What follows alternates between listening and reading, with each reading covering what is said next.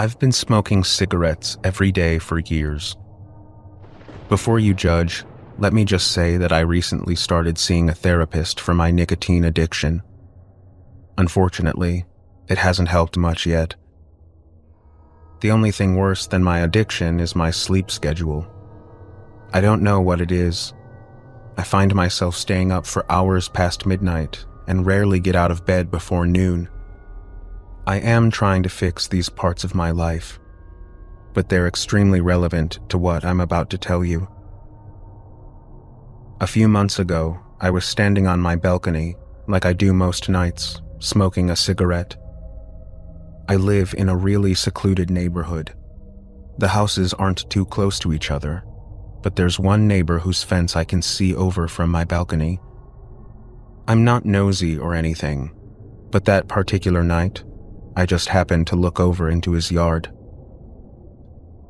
I'd never met the guy, but I assumed he lived alone since there was only ever a navy blue BMW parked in his driveway.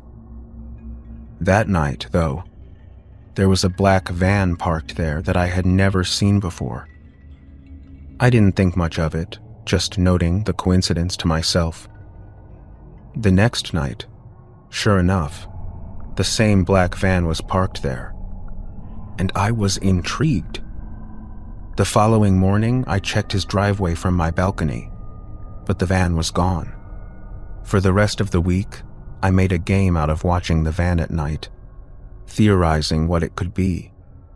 I said I wasn't nosy, but I'll admit I can be obsessive. It's probably the main reason most of my friends have drifted out of my life. I wasn't planning to do anything beyond observing, though.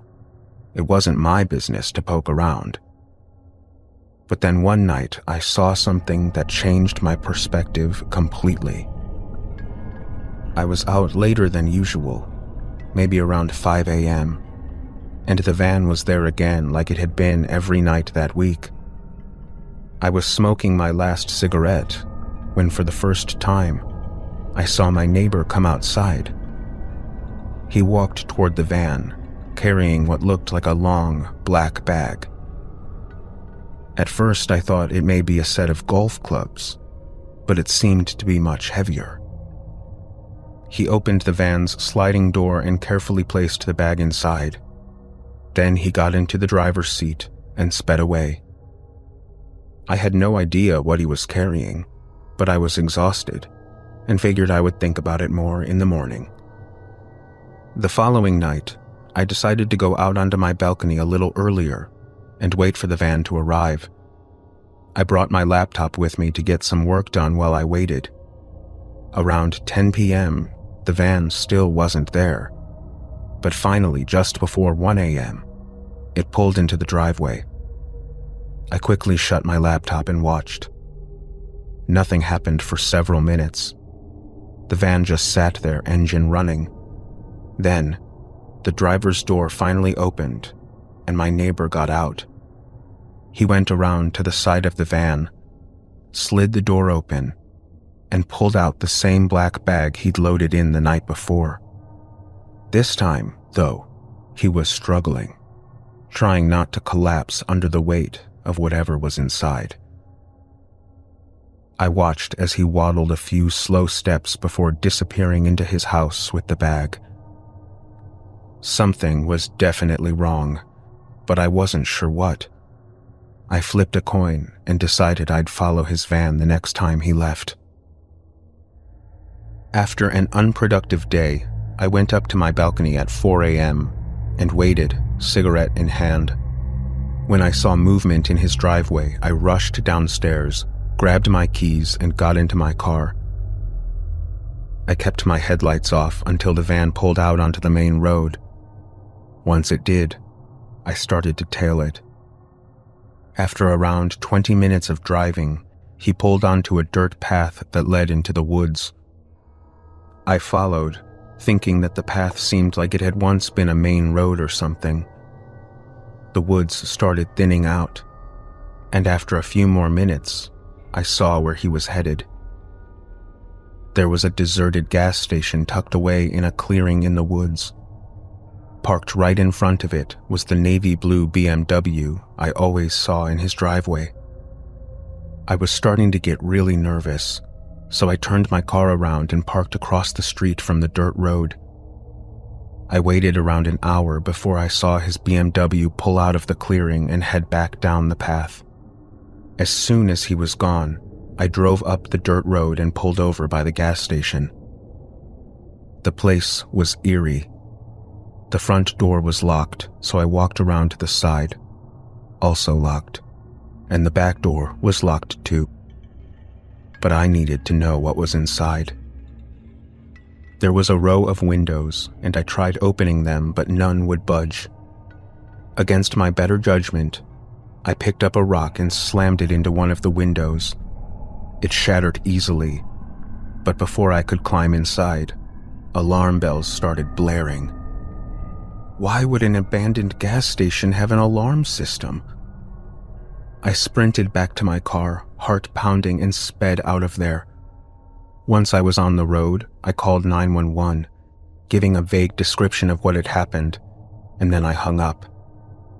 When I woke the next morning and stepped out onto my balcony, I saw 8 police cars in my neighbor's driveway, lights flashing. I watched as an officer escorted my neighbor out of his house in handcuffs. One by one, the police cars drove away, leaving me alone with my thoughts. I lit a cigarette and stood there, trying to piece it all together. I've asked the police for details several times since then, but they've never answered any of my questions, and nothing was ever reported in the news.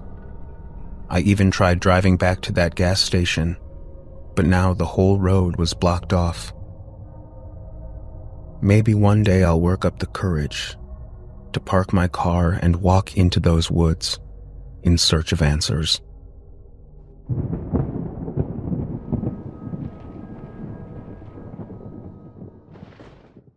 It was a normal Friday afternoon at my high school. I was walking down the hallway with my friend Emma as she talked about God knows what. I was just trying to get through the day because honestly, I had a lot to deal with at both home and school. My foster parents weren't the nicest people, to say the least. As we walked past the lunchroom, I suddenly had to use the bathroom. I asked Emma if she needed to go, but she said no and that she would wait outside for me. I went into the bathroom and immediately noticed that no one else was there.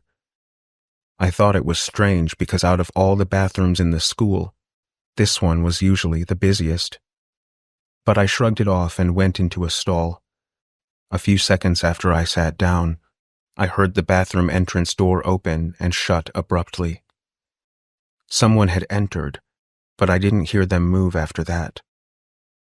Maybe it was someone hiding from a teacher or something, which wasn't uncommon.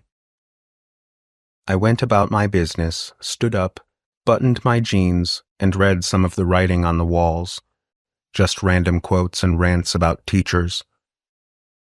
As I was leaving the stall, I saw Emma rushing out through the bathroom door. After washing my hands, I caught up to her outside and asked her what's up. She looked at me wide-eyed and asked, "Who was that with you?" I had no idea what she was talking about. But she wasn't joking. She promised she wasn't trying to scare me. She explained that she had come into the bathroom because she realized she did need to go after all. But when she saw me leaving the stall, there was someone right behind me. She got freaked out and left immediately, not wanting to witness whatever was happening. I reiterated that I had been the only one in there and didn't see or hear anyone else. Yes, I had heard someone enter the bathroom, but they never used a stall, and I just assumed they were hiding from a teacher. That's when Emma told me that no one else had come near the bathroom door until she walked in. I don't believe in the paranormal, but this made my stomach sink. I told the office administrator what had happened, but she brushed it off. She suggested that Emma was just messing with me. But when she looked me in the eyes with a dead serious expression and told me exactly what she saw. I had no choice but to believe her. Something was in that bathroom with me. Emma saw it.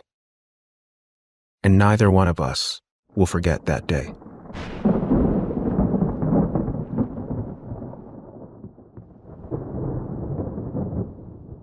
This happened a long time ago, when I was renting a small house in the town where I got my first real big kid job.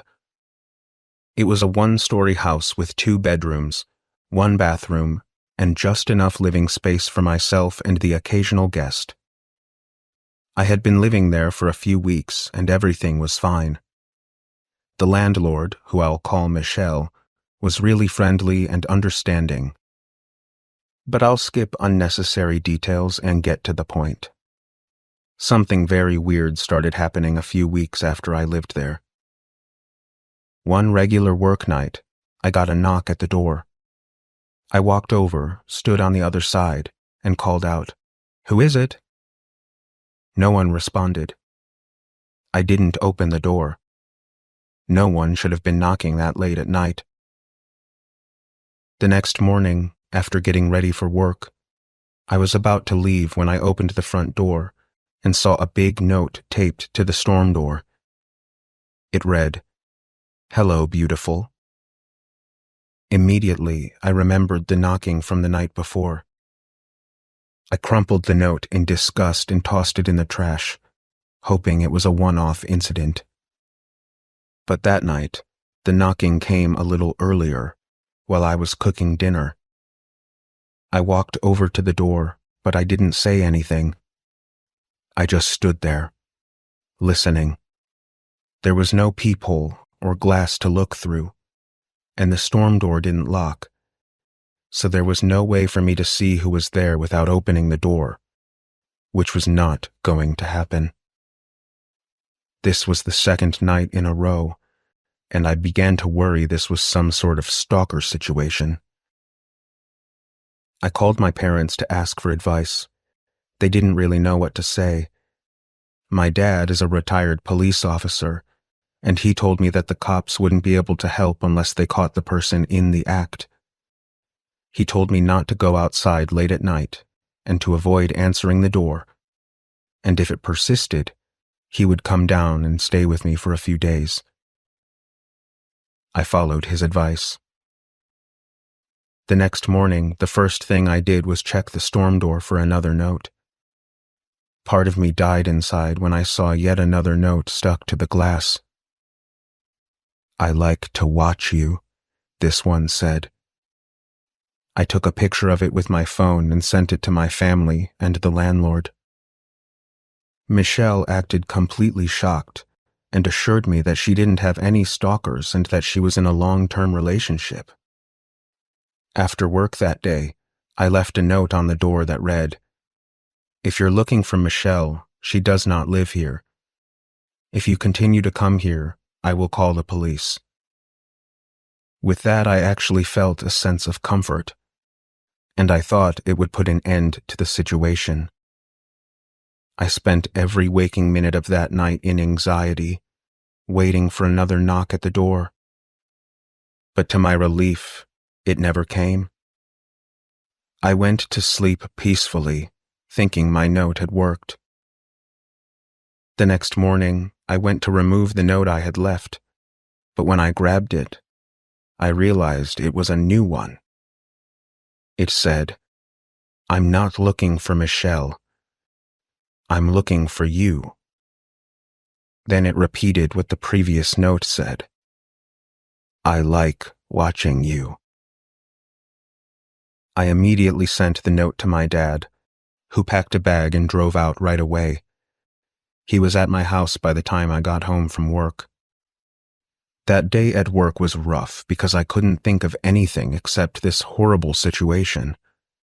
I even started to wonder if someone at the office was behind it, like this creepy guy Fernando who gave me weird vibes. That night, my dad and I decided to call the police together. We thought it might be a good idea to call later in the evening, hoping that whoever was leaving the notes might be lurking around. We wanted them to see the police presence. When the officer arrived, my dad explained the situation. After the officer left with his report, my dad sat on the front stoop for hours, even after I went to sleep. But the person didn't return that night. Soon after, I moved out, and Michelle was completely understanding. Whoever had been stalking me at that house didn't follow me to my new place, so I don't think it was someone from work. I guess I'll never know who was knocking on my door.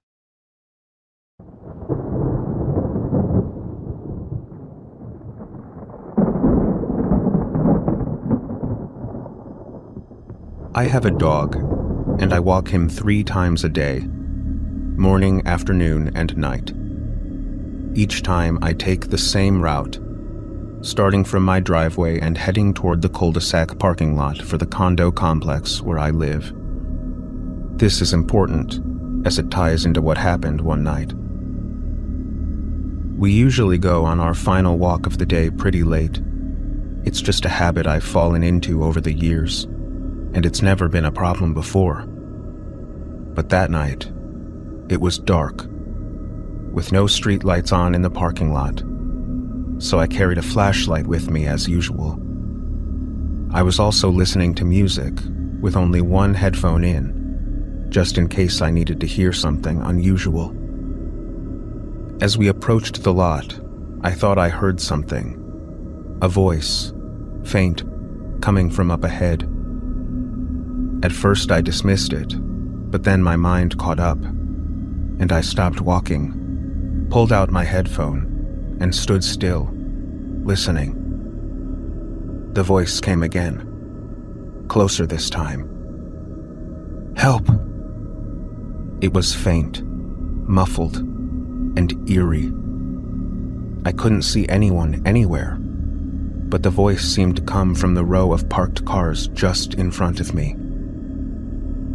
Against my better judgment, I kept walking, cautiously moving toward the sound. I stopped again, right next to where the cars were lined up, shining my flashlight across the lot. Then I heard it again. "Help!" This time, it was clearer, but still muffled, like the person was trapped or hiding. My heart raced as I frantically pointed my flashlight in every direction, trying to locate the source. But it was just me, my dog, and those parked cars. The voice came again, 3 more times. "Help! Help! Help!" It had come from my left. Panic set in. I couldn't tell if the voice was coming from inside one of the cars or someone hiding nearby, but I was sure of one thing. It wasn't a normal cry for help. It sounded like a child, but there was a strange distortion to it, as if it didn't actually belong to a kid. And each time the word help was spoken, it lacked urgency, as though the voice was just going through the motions, repeating mechanically without emotion or context. I didn't wait to hear it again. I grabbed my dog's leash and ran all the way home. When I got back, I told my mom what had happened, and she was just as puzzled as I was. I suggested we call the police, just in case someone really was in trouble, but she said it wasn't necessary. To this day, I still wonder what I heard, and I'm working to accept that I will probably never know.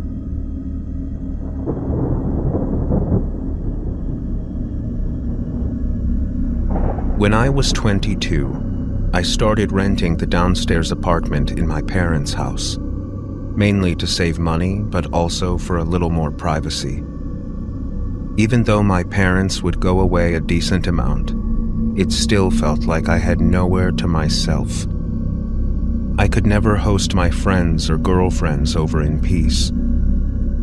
The downstairs apartment was separated from the upstairs by a lockable door in the stairway. It had an open layout, with a mini kitchen being a part of the living room area.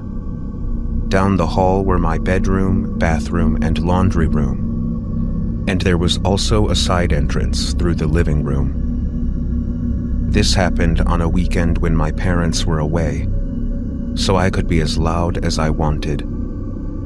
I had my friends Anthony and Jay over, just to shoot the breeze and have a couple of drinks while watching the hockey game. We were blasting music as we chilled. I wouldn't say we got drunk, but I definitely had a buzz going by the end of the game. Since my parents were gone and I didn't have to worry about them randomly coming downstairs, I would keep the door between my apartment and the upstairs unlocked. I kept the drinks in the fridge upstairs because it was bigger and just worked better.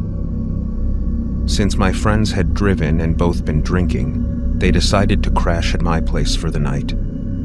The couch downstairs was massive and could easily sleep 3 people if they laid down the right way.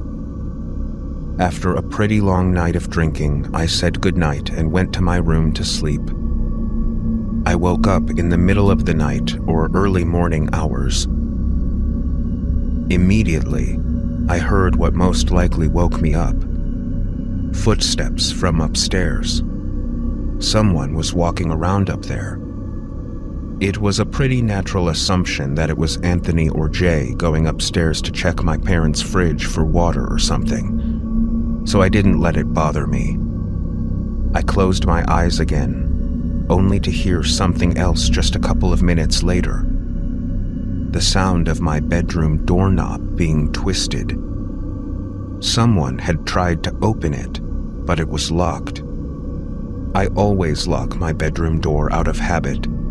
I wondered why either of my friends would try to come in, but I was tired, so I figured if I didn't say anything and pretended to be asleep, they'd go back to sleep themselves.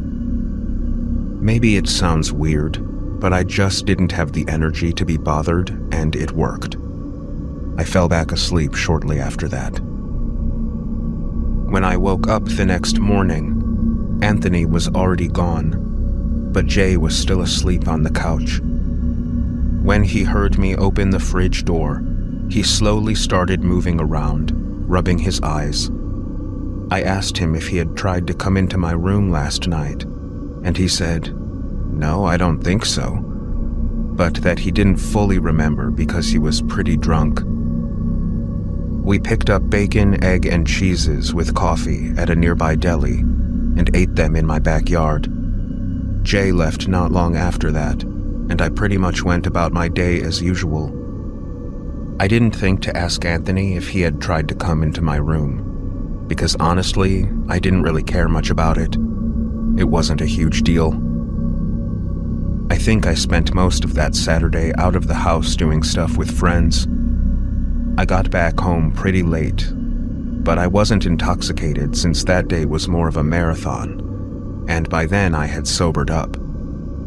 I was beat though, so I had a snack, washed up, and went to bed. When I say I went to bed, I mean I crawled into bed and watched about an hour of something on TV.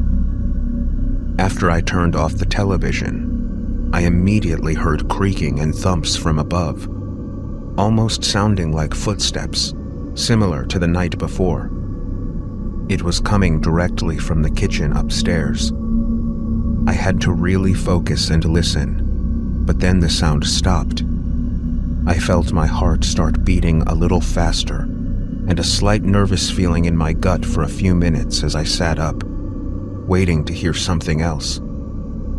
Eventually, I laid back down and relaxed, realizing it was probably just some normal house settling noises, and my paranoid thoughts were making them out to be louder than they were. But I couldn't have been more wrong. I should have trusted my initial feeling when I heard the doorknob to my bedroom door move again. I sprang up so quickly, you'd think I was about to be hit by a bus. The doorknob only moved for a couple of seconds like it had the night before. But tonight, there was a light knock on the door, followed by the doorknob moving again. I didn't say a word. I reached for my phone, which was on the bed, and started texting my family, along with Anthony and Jay. I knew the chances of it being one of my friends were next to zero, but deep down I was hoping one of them would respond saying, "Yes, it's me." My parents didn't answer the phone. I'm sure they were asleep. They weren't supposed to be back until Monday, but there was no way I was about to say, "Who's there?" I quietly got out of bed and hid behind the corner dresser, grabbing a blunt object in case whoever was out there tried to kick the door down and rush the bed. I'm not kidding. I think 10 minutes went by, and I didn't move from my spot. But whoever it was didn't knock again.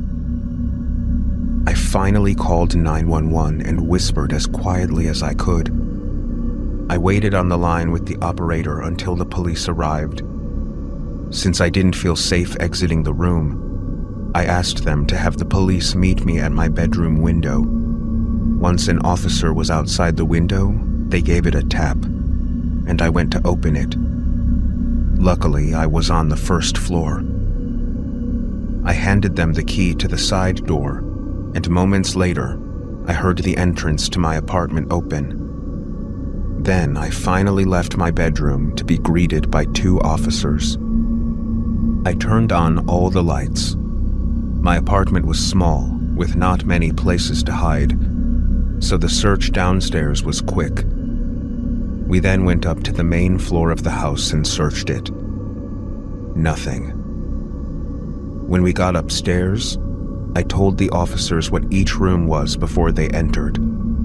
It was when they entered my parents' room that I heard a commotion.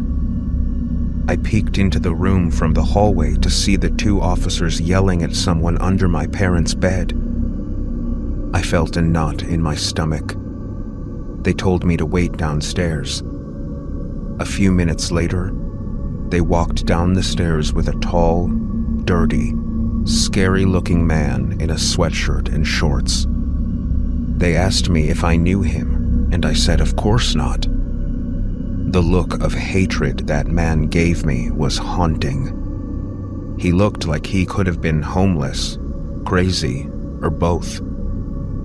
Once he was out of the house, I felt a million times better. The police told me that if I or my parents wanted to follow up, we should call the precinct. After they left, the first thing I did was text every family and friends group chat I had. Being that it was so late, only a few people responded. I called my parents first thing in the morning to explain what happened. They were of course in awe, as anyone would be. But because nothing was apparently stolen, my parents didn't pursue any legal action. I feel like it's possible I left the front door unlocked the night that Jay and Anthony came over, and the man simply walked right in. Or a scarier thought. He could have been in the house for much longer than that, and we just never knew.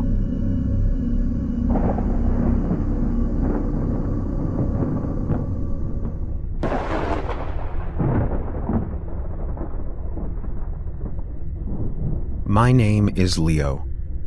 To be completely honest with you, I'm a little lost right now. I won't get into too much, but all you need to know is that my family situation is horrible.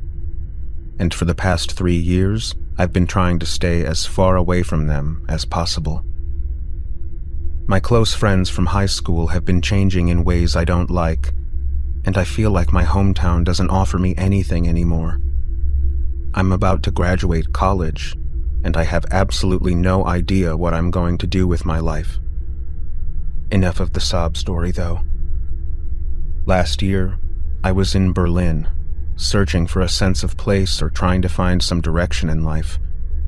I was in some bar alone, which wasn't unusual for me. I was getting ready to leave when I patted my pockets and realized that my keys were missing. I stumbled out of the bar and began walking toward my apartment anyway, even though I knew I wouldn't be able to get in. The building was locked up tight, and it was far too late to get a replacement set. I'm not sure what most people would do in a situation like that, but my first thought was just to find somewhere to sleep for the night. As if my luck wasn't bad enough already, it started raining. Eventually, I passed along a nearby bridge and decided to sleep underneath it. I didn't even know exactly where I was, but I was out of the rain and safe enough, so I figured that it would work. As I was drifting off, I began to hear faint voices coming from across the river. I sat up and saw what looked like 5 men standing on the opposite side, next to a small boat that was tied off. They didn't seem to notice me, but it took me less than a minute to realize what I was watching. It was some drug deal or something equally sketchy, happening right in front of me. My German isn't great, so I couldn't really make out what they were saying, but I saw they were holding briefcases and duffel bags, and filled in the blanks myself.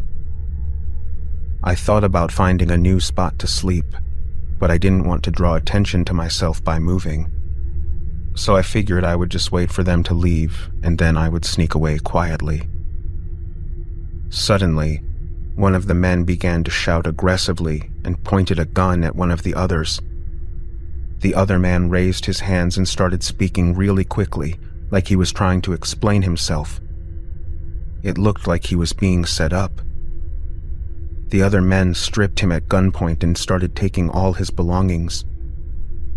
At that point, I definitely didn't feel safe anymore, so I tried to sneak away without making any noise.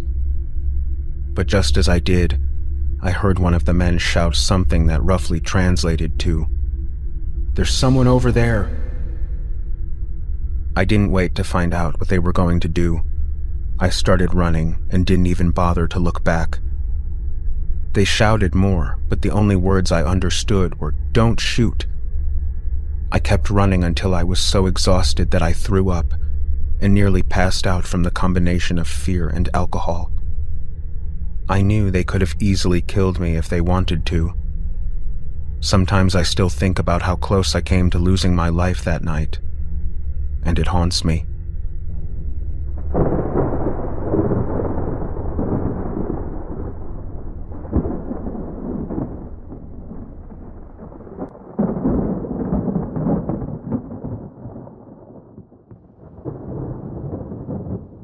When my cousin Cody and I were in our early 20s, we went on a handful of camping trips around Colorado. This happened when I was 22 and he was 23, and it took place in Urpo Forest. It was my first time camping there, but not Cody's. As we often did, we were camping in the middle of the week, since our jobs allowed us to take off days during the week, and we liked to avoid the weekend crowds. I always let Cody take charge on these trips since he's the Eagle Scout, not me. We parked near a picnic area and set foot into the woods from there. After about 15 minutes of hiking deeper into the forest, we found a good spot to set up camp. A clearing big enough for 2 tents, a portable stove, and a campfire. The first thing we did was unpack our stuff and set up the tents. Cody was always much quicker than me when it came to pitching a tent. He could do it in just a few minutes, while it always took me over 20 minutes. Or rather, it used to take me over 20 minutes, since I haven't been camping in the wilderness again since this trip. Next, we created a ring of stones for the fire and gathered some sticks and wood. Cody brought some fire starter and a lighter, so I guess we kind of cheated, but oh well. By then, the sun was starting to set, and we had a fire going. Cody was grilling up some steak and burgers. One thing about Cody is he always went all out with food on these trips, and he's a really good cook, so I always trusted him to feed us. Of course, we had our bear spray in case the smell of food attracted a black bear, although Cody always said that was very unlikely. He always claimed that the real thing to worry about in the woods was other people. As we ate our steak and burgers, we cracked open some beers and played classic rock on the speaker. If you've never been camping, you might not understand how good the vibe is. Sitting in the wilderness with a friend or family member, having a few beers, reminiscing about good times and vibing to music. As it got dark, we started playing card games on the little folding platform table we brought specifically for cards. Eventually, we started playing Uno. That was when we started hearing something out in the woods. I paused the music on my phone so the speaker went silent. It was clear now. We could hear a person humming and footsteps from beyond the trees in the pitch blackness of the forest. Cody urged me to find the flashlight, but by the time I did, the sounds had faded away. I asked him if it was something we should be concerned about, and he said it was definitely unusual for someone else to be that deep in the woods, let alone creeping around without a flashlight by someone else's campsite and humming loudly.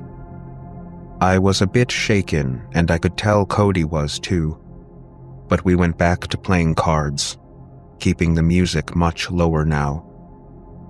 Then, when we had finally let our guards down again, a big stick landed in the middle of the campsite, making us both jump out of our skin. It didn't fall from a tree. This thing had been thrown at us. Cody started yelling something along the lines of, "Whoever's out there messing with us, get a life." Then footsteps could be heard again, walking away. I suggested that we pack up and move somewhere else, but Cody said absolutely not. He told me to keep the bear spray close by when we went to sleep. It was the closest thing we had to a weapon. We kept hearing sounds like tree branches cracking in the distance, sounds you don't expect animals to make. Someone was out there, maybe even multiple people. Eventually, we agreed to take turns going to sleep, while the other kept watch to make sure no one came to our campsite. Cody agreed to take the first watch. He said he would stay up and read his book, so I crawled into my tent, got into my sleeping bag, and went to sleep. Waking up in the middle of the night while camping is normal. You're in a cold outdoor environment in an uncomfortable sleeping bag, and any number of things could wake you up. I didn't know what woke me up at first, though. My brain was still foggy, and I couldn't quite tell what was happening. But then, I looked up and saw a head peering into my tent. I rubbed my eyes, but the darkness made it hard to see anything. I said, "Cody?" thinking he was waking me up to take my turn keeping watch. "Is it my turn?" I asked groggily. Then I heard the zipper on the tent quickly zip up, and his head disappeared. I laid back down in my sleeping bag, but only for a second. Suddenly, I had a weird moment of clarity. I shot up into an upright position and listened as the footsteps walked away. "Cody?" I said. He didn't answer. I unzipped my tent to peek outside, and the fire was dead. Cody was gone. I went over to his tent, which was zipped up, and opened it to find him fast asleep in his sleeping bag. I got chills, goosebumps, whatever you call them, and almost passed out at the realization. I started shaking him awake. When he finally stirred, I told him, "Someone else is here." It took him a minute to come back to reality, just like I did. But when he did, he grabbed the bear spray. He said he must have dozed off while reading. He told me I should sleep in the tent with him that night, but I'd need my sleeping bag. He came outside with me to stand watch while I ran to my tent to grab it. while I was rolling up the sleeping bag, I heard that goddamn humming again from outside. "Do you hear that?" I asked Cody, and he said yes. We rushed back to his tent and zipped it up, with our cans of bear spray by our sides. I'll tell you, in those moments, I wanted nothing more than for a bear to come and save the day. The hours dragged on while I stayed up and Cody slept. After 3 long, horrible hours, I woke him up and we switched. When Cody woke me up in turn, it was almost dawn. There was light outside. We packed everything up, and by the time we were done, there was plenty of sunlight to hike back to the car. While we could have driven somewhere else for another night of camping, neither of us were feeling it anymore.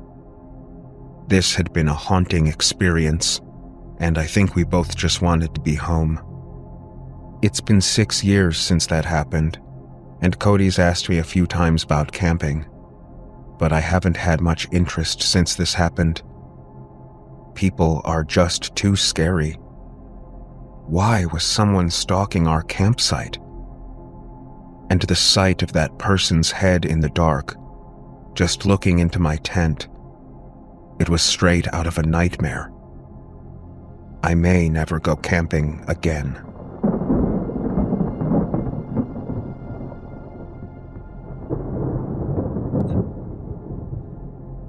I've always loved the quiet. I moved up to this little cabin in rural upstate New York about 5 years ago, away from the chaos of the city. The place is big, secluded, and the woods stretch far beyond my property. The nearest neighbor is miles away, and the only sounds you can hear are the wind in the trees and the occasional bird chirping in the distance. It's peaceful, and that's how I like it. Fishing is my thing. I spend most of my time on the lake that sits just behind my house. It's the perfect place to escape everything. I don't mind being alone. Hell, I enjoy it. The cabin has a huge deck that looks out over the woods. I often sit out there with a cold beer in my hand, watching the sun dip behind the trees and listening to the nighttime sounds of the woods. It's always been peaceful, until about 2 weeks ago. I was on the deck like usual, just staring into the dark when I heard something. A snap of a twig in the distance. I didn't think much of it, a deer maybe, or a raccoon. The woods are full of life, and I've gotten used to the noises over the years.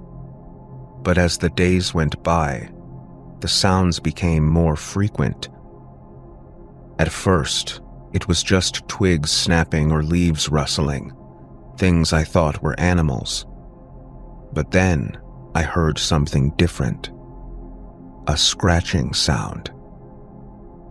It came from the side of the house one night, somewhere near the window of the spare bedroom. It was very quiet, almost like it was trying to be sneaky. I stood up from my chair, my heart pounding a little faster than usual, and I waited, but nothing came. Probably just a squirrel, I told myself. But something didn't feel right. I decided to go inside and lock up for the night. The next evening, I heard it again. The scratching. It wasn't just at the side of the house anymore. Now it was closer, and it sounded like it was coming from right outside the window. I froze, listening carefully, as my nerves started to fray. I couldn't explain it, but something felt off. I went to the window and pulled the curtains back slightly to see what was outside. The moonlight illuminated the trees, casting long shadows across the yard. The wind was still, and everything seemed normal. I didn't see any animals or people. I told myself it was just my imagination running wild. It had probably been a branch brushing up against the window, or maybe just the wind. I told myself it wasn't anything to worry about, and I went to bed. The next night, it wasn't just scratching anymore. It became a light tapping, as if somebody were trying to get my attention. I jumped out of bed and grabbed a flashlight, creeping through the dark hallway toward the spare bedroom. When I reached the window, I shone the flashlight outside. There was nothing there, just the same empty woods. But I couldn't shake the feeling that I wasn't alone. I knew something was wrong. I tried to go back to bed, but I couldn't sleep. Every little noise seemed louder, and every creak of the floorboards sounded like someone moving around in the house. I stayed awake, listening, but eventually, I fell asleep out of sheer exhaustion. The nights went on and the sounds didn't stop. I'd hear them every night, always the same, a tap, a scratch, sometimes even a faint whisper that seemed to come from within the walls. I tried to ignore it, but it was getting harder. One night, I decided to confront whatever was causing it. I grabbed a crowbar from the shed out back, figuring it might be a good idea to have something in case things got weird. I went to the spare bedroom and carefully opened the door. I hadn't used the room in months. I shone the flashlight around the room, moving slowly, checking every corner, under the bed, behind the dresser. Nothing. I stood there for a minute, feeling like an idiot. There was nothing, just the same old room. But as I turned to leave, I noticed that the closet door was slightly ajar. I knew I hadn't left it that way. My stomach dropped. I slowly walked over and pulled open the door. And as the flashlight filled the back corner of the closet, I saw a small piece of cloth caught on the edge of the wall. It looked like a dark, torn piece of clothing. I couldn't think straight. I backed out of the room, slammed the door shut, and bolted it. I didn't want to stay in that house another second, so I went outside, hoping the fresh air would clear my mind. But the darkness of the woods felt like it was closing in on me. I slept on the couch that night, with my crowbar within reach, but I didn't hear anything else. It was quiet. The next night, just as I was about to drift off to sleep, I heard it again. The tap, tap, tap against the window. I jumped up, heart racing, and grabbed the flashlight. I ran to the spare bedroom, not caring how loud my footsteps were. This time, when I pulled back the curtain, I saw a shadow. Someone was standing just outside my window, barely visible in the dim light. I froze. I didn't want to believe it. Then I ran to my phone and called 911, my hands shaking so much that I could barely dial. I gave them my address, and they said they'd send someone out right away. I hung up and looked around the room. I wanted to leave. I couldn't stay there anymore. As I turned to grab my jacket, I heard something from the hallway. A slow creak. Someone was moving through the house. Without hesitation, I ran for the back door, flinging it open and tearing through the woods. I ran as fast as I could, not stopping to look back. My lungs burned with every step. By the time I made it to the edge of the property, I could see the flashing lights of the police cars in the distance. I waited behind a tree as the officers arrived at the house, guns drawn, searching the place. But they never found anything. I haven't been able to stay the night there ever since.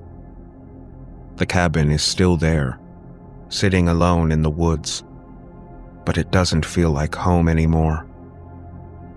Every time I close my eyes, I hear that tap, tap, tap against the window.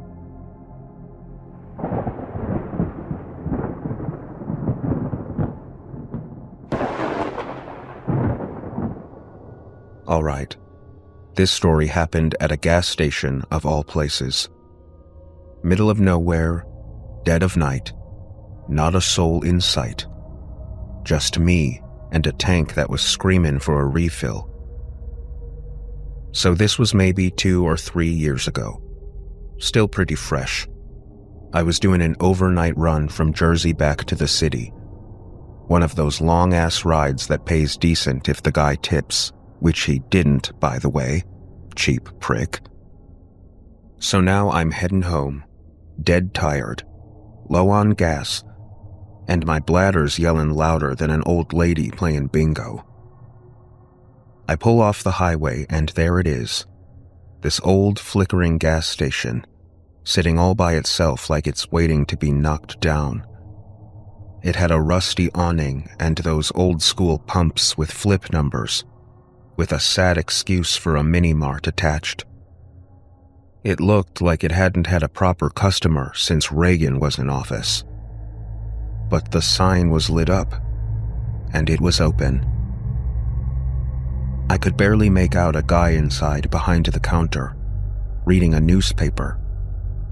So I pull up to the pump and turn off the engine, stepping outside.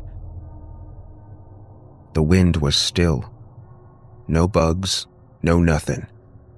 Just dead air sitting on my shoulders like wet hair. I glance around and there were no cars in any direction. I slid my card into the pump. Nothing. I tried again and it denied. The third time, it spat the card back out at me like it was allergic. So with a sigh, I rubbed my eyes and figured I had to go inside. I walked up to the counter, and the man was just staring at the newspaper, without blinking. I'm pretty sure I stood there a good minute and he never blinked once. His skin was pale, and his greasy hair was slicked back like it was the 1950s. The whole place smelled like mildew. I told him the pump wouldn't take my card, and asked if he could help. He looks up real slow, like it physically hurts to move his neck. His eyes were cloudy gray, like he'd been staring at fog his whole life, and he just stared at me. I forced a smile and repeated myself.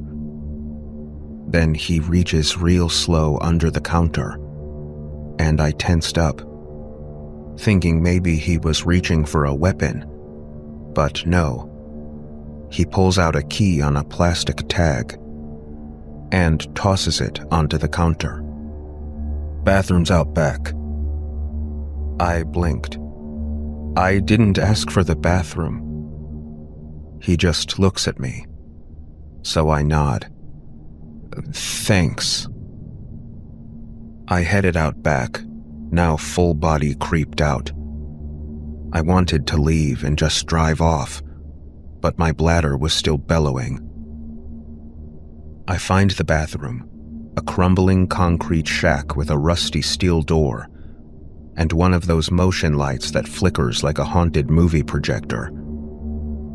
I stick the key in, turn it, and the smell hits me like a punch in the teeth. I step inside real slow. There was one urinal and one stall, a broken mirror, and graffiti everywhere. The stall had a symbol scratched into the door, like an eye with 3 slashes through it. And beneath that, in red marker, it said, "Don't look in the mirror after midnight." I glanced down at my watch, 12:03 a.m., and I'm pissed. Not scared, pissed. I've had a long night, I'm exhausted, my back is killing me, and now I'm standing in the kill room from 7. So I rush to do my business, keeping my head down, wash my hands with soap that smells like old pennies, and just before I leave, I glance real quick at the mirror. There was a man right behind me. I spin around, and nothing. The room is empty. But I knew I saw him. He was tall, with a hat pulled down low, a long coat that touched the floor. I couldn't see his face. So I ran, dropping the bathroom key. I didn't even lock the door behind me. I sprinted right back to my car, jumping in and locking the doors. I looked at the store. The lights were still on, but there was no one behind the counter. No sign anyone had been there at all. I back out fast, tires screeching, heart pounding. I glance in the rear view and see the bathroom light, still flickering. And there was the shadow of the man. Tall, hat, coat, a silhouette in the open doorway. I peeled out of there so fast I damn near launched the bumper into the next county. I didn't stop till I hit a crowded Dunkin' Donuts 20 miles up, parked under a floodlight, and sat there shaking with a cruller in one hand and a double espresso in the other. I haven't stopped again for gas at night since. Because some gas stations, they're not serving fuel. They're collecting souls.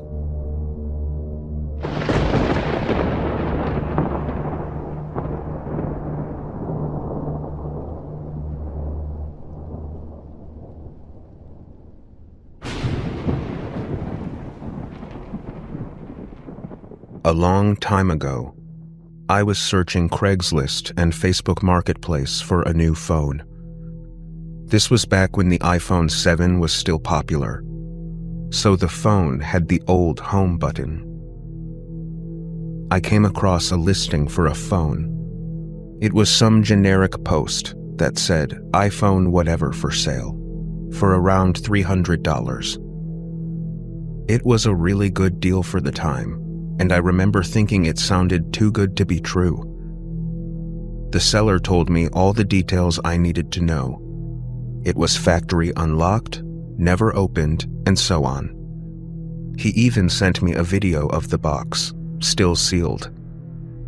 The guy, whose name was Melvin, seemed nice and easy to talk to over text. I got his number and we discussed a pickup point.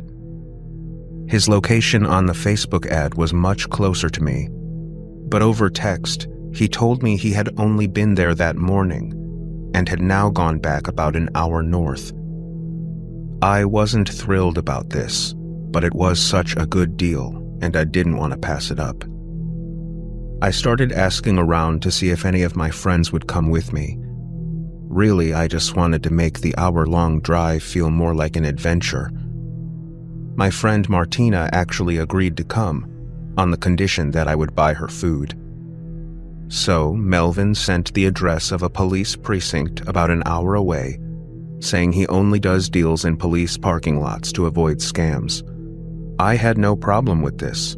It actually made me feel a little more confident about the whole situation. I picked Martina up around 8:30 p.m. and off we went. Having someone to talk to made the trip more fun, and it was a Friday night, so afterwards we planned to go out and do whatever we wanted. When I got off the highway, We were about 10 minutes away from the precinct. As we drove, we found ourselves in a very secluded area. Lots of wooded spaces, occasional buildings or houses, and then more woods. When we got to the police precinct, there was no one visibly parked in the lot except for empty police cars. We drove around the building a couple of times but didn't see anyone. Melvin said he was in a black Altima, so I decided to give him a call.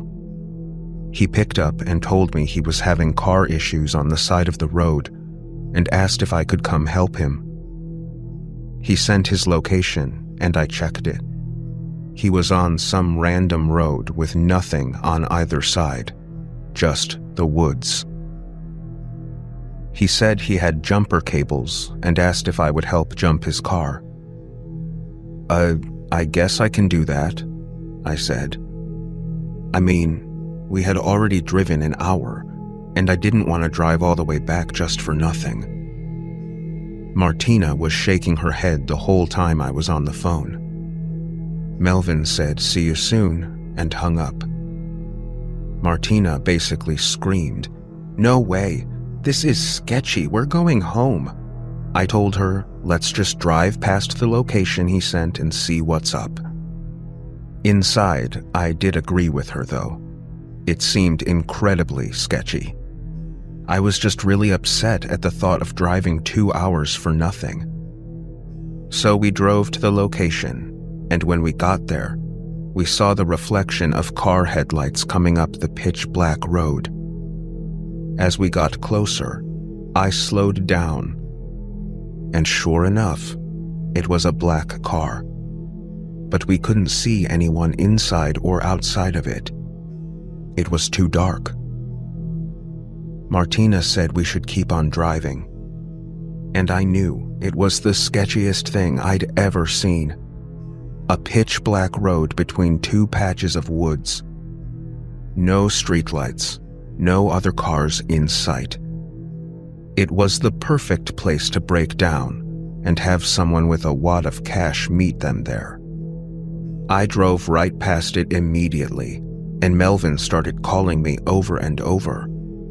I ignored every single call. Then he texted me, "I saw you pass me. Why didn't you stop?" And then he texted again, "Turn around." But I ignored him. Martina tried to be positive. She just laughed at the situation and said, "Okay, you owe me food." So I looked up the nearest diner and we stopped there for a bite to eat. It was a quiet, small place, and we were pretty much the only people there, even on a Friday night. The waitress took our order, and then a lone guy in a hood stepped into the diner and sat at one of the bar stools.